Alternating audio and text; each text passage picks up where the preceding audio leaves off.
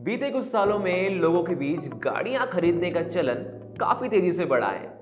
फिर चाहे वो दुपहिया वाहन हो या फिर कोई चार पहिया। यही वजह है कि हमारी ऑटोमोबाइल इंडस्ट्री भी लगातार ग्रो कर रही है। खास बात यह है कि वाहन निर्माता कंपनियां अब फ्यूचर मोबिलिटी यानी कि इलेक्ट्रिक गाड़ियों पर फोकस कर रही हैं। वहीं हाल के दिनों में सरकारी नीतियों में भी कई बदलाव किए गए हैं, जिसका असर आने वाले दिनों में देखा जा सकेगा। तो चलिए आज के इस वीडियो के जरिए इलेक्ट्रिक मोबिलिटी के इस नए युग को समझने का प्रयास करते हैं।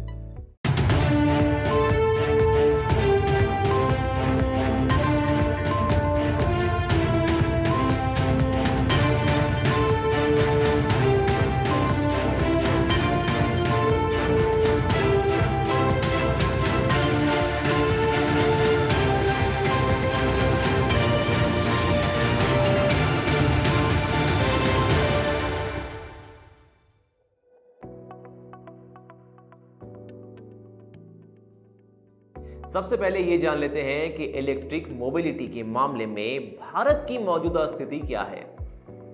सच कहें तो इलेक्ट्रिक गाड़ियों के मामले में भारत अपने शुरुआती दौर में है, लेकिन अच्छी बात यह है कि देश में अब इलेक्ट्रिक गाड़ियों की बिक्री धीरे धीरे रफ्तार पकड़ रही है और कई नए प्लेयर्स की एंट्री भी हो रही है।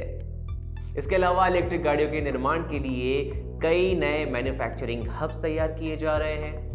कई कंपनियां ऐसी हैं जो चार्जिंग इंफ्रास्ट्रक्चर पर काम कर रही हैं, तो कई कंपनियां बैटरी और गाड़ियों के दूसरे जरूरी पार्ट्स के निर्माण पर जोर दे रही हैं। इतना ही नहीं, सरकार खुद भी समय समय पर इंडस्ट्री को बढ़ावा देने के लिए नए नए कदम उठा रही है।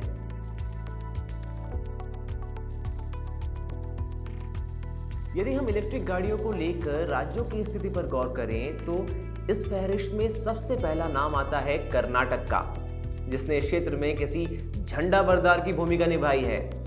हम कर्नाटक को झंडा बरदार इसलिए भी कह रहे हैं क्योंकि देश में सबसे पहले इलेक्ट्रिक गाड़ियों से जुड़ी नीति कर्नाटक ने ही तैयार की थी। राज्य ने वर्ष 2017 में अपनी ईवी पॉलिसी को लॉन्च किया था, जिसके बाद गुजरात, दिल्ली, महाराष्ट्र, तमिलनाडु और तेलंगाना जैसे अन्य राज्यों ने इस पर काम करना शुरू किया। रिपोर्ट्स की माने तो कर्नाटक को उम्मीद थी कि इलेक्ट्रिक गाड़ियों से जुड़ी उसकी ये नीति राज्य में तकरीबन 31,000 करोड़ रुपए का नया निवेश ला सकती है।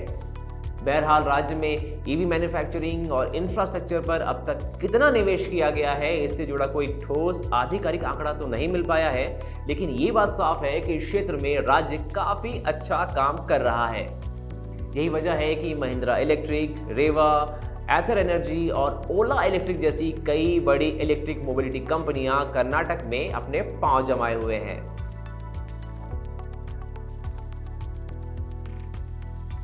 जैसा कि हमने आपको बताया कि इलेक्ट्रिक गाड़ियों की नीति बनाने के मामले में कर्नाटक सबसे आगे था, लेकिन इलेक्ट्रिक गाड़ियों की रजिस्ट्रेशन के मामले में आज उत्तर प्रदेश नंबर 1 पर है। राज्य में अब तक करीब 2,55,700 इलेक्ट्रिक गाड़ियां रजिस्टर की जा चुकी हैं। वहीं दूसरे नंबर पर दिल्ली है, जहां करीब 1,25,347 गाड़ियां रजिस्टर हुई हैं। करीब 72,544 रजिस्ट्रेशन के साथ कर्नाटक इस लिस्ट में तीसरे स्थान पर है। वहीं बिहार में 58,014 गाड़ियां और महाराष्ट्र में 52,506 इलेक्ट्रिक गाड़ियां रजिस्टर हुई हैं। ये दोनों ही राज्य इस मामले में क्रमशः चौथे और 5वें नंबर पर है। यदि हम देश में हुए कुल ईवी रजिस्ट्रेशंस की बात करें तो अब तक करीब 8,70,141 इलेक्ट्रिक गाड़ियां रजिस्टर हो चुकी हैं।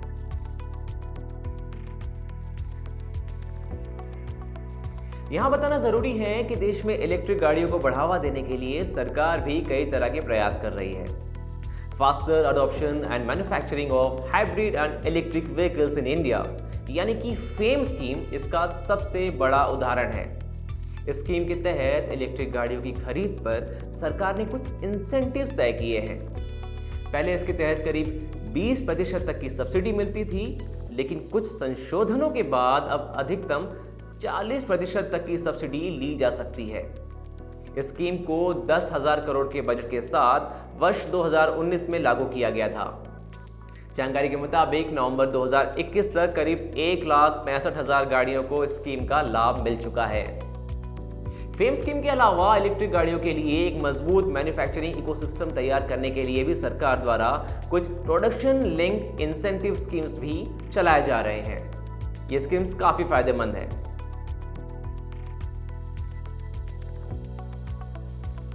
सब कुछ ठीक है, इलेक्ट्रिक गाड़ियों की बिक्री बढ़ रही है, सरकार इलेक्ट्रिक गाड़ियों की खरीद पर सब्सिडी भी दे रही है, लेकिन यहाँ सवाल ये उठता है कि इलेक्ट्रिक गाड़ियों के लिए जिस चार्जिंग इंफ्रास्ट्रक्चर की जरूरत है उस पर क्या किया जा रहा है। तो आपको बता दें कि सरकार ने वर्ष 2030 तक देश में एक मजबूत चार्जिंग इंफ्रास्ट्रक्चर तैयार करने का लक्ष्य रखा है। फेम स्कीम के जरिए इस काम को अंजाम दिया जा रहा है।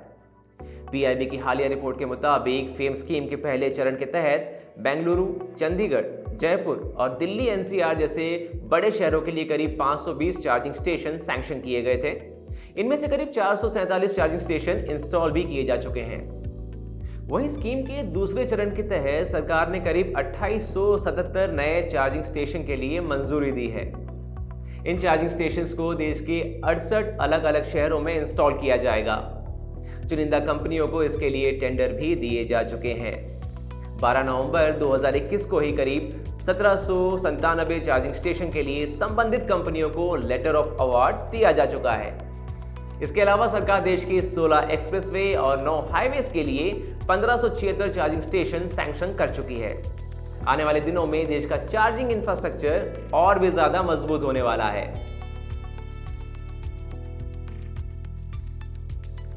कंसल्टिंग फर्म RBSA एडवाइजर्स की एक रिपोर्ट के मुताबिक वर्ष 2021 से 2030 के बीच इंडियन ईवी मार्केट सालाना आधार पर करीब 90% की दर से बढ़ सकता है।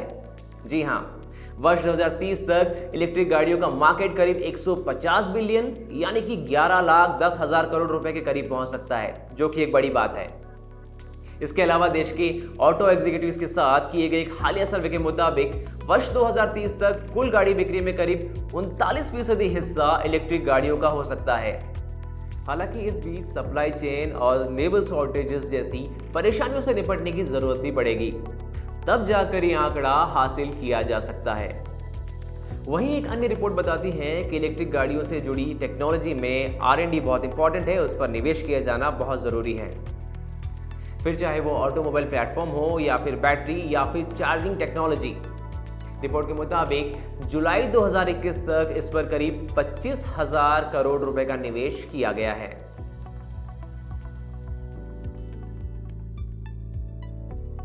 अब आपके जहन में ये सवाल उठ रहा होगा कि भला आपको इलेक्ट्रिक गाड़ियां ही क्यों अपनानी चाहिए। तो चलिए इलेक्ट्रिक मोबिलिटी की कुछ फायदों पर भी नजर डाल लेते हैं। इसके ढेर सारे फायदे हैं। पहला है पर्यावरण संरक्षण। इससे दूसरी गाड़ियों की तरह धुआं नहीं निकलेगा। इसकी वजह से एमिशन कम होगा और पर्यावरण संरक्षण में मदद मिलेगी। उसके अलावा ये लो मेंटेनेंस है। इलेक्ट्रिक गाड़ियों में मेंटेनेंस भी काफी कम होता है। इनमें पेट्रोल और डीजल से चलने वाली गाड़ियों की तुलना में पार्ट्स भी कम लगे होते हैं, लिहाजा इन्हें मेंटेन करने में मुश्किलें नहीं आती हैं। ध्वनि प्रदूषण में कमी। खास बात यह है कि इलेक्ट्रिक गाड़ियां बिल्कुल भी शोर नहीं करती हैं, लिहाजा आप गाड़ियों के शोर से बच सकेंगे, जिससे ध्वनि प्रदूषण में भी कमी आएगी। किफायती। हम सभी यही देखते हैं। हम सभी जानते हैं कि पेट्रोल और डीजल के भाव आसमान छू रहे हैं। ऐसे में इलेक्ट्रिक गाड़ियां एक बेहतर विकल्प साबित हो सकती हैं, क्योंकि इनका खर्च पेट्रोल और डीजल की तुलना में काफी कम होता है। ये काफी अफोर्डेबल होती हैं। ऊर्जा संरक्षण। वर्तमान में हम जो भी ईंधन यूज करते हैं वो हमें मेजरली नॉन रिन्यूएबल सोर्सेस से मिलते हैं। वहीं दूसरी ओर इलेक्ट्रिक गाड़ियों के संचालन के लिए रिन्यूएबल सोर्सेस से एनर्जी हासिल की जा सकती है। एक अच्छा फायदा है। Job creation. जानकारों का मानना है कि इलेक्ट्रिक व्हीकल इंडस्ट्री 2030 तक करीब 5 करोड़ जॉब्स क्रिएट कर सकती है। जी हां, 5 करोड़ जॉब्स। है ना अच्छी बात। अब जब इतने सारे फायदे मिल ही रहे हैं तो भला इलेक्ट्रिक मोबिलिटी के फ्यूचर से दूर क्यों रहा जाए, भला आप ही बताइए। तो ये था इलेक्ट्रिक मोबिलिटी पर हमारा स्पेशल वीडियो। हमें उम्मीद है कि आपको ये वीडियो पसंद आया होगा। अगर आपको ये वीडियो पसंद आया हो तो इसे लाइक, शेयर और सब्सक्राइब जरूर कीजिएगा। जल्द ही मिलेंगे हमारे अगले वीडियो में। तब तक के लिए अलविदा।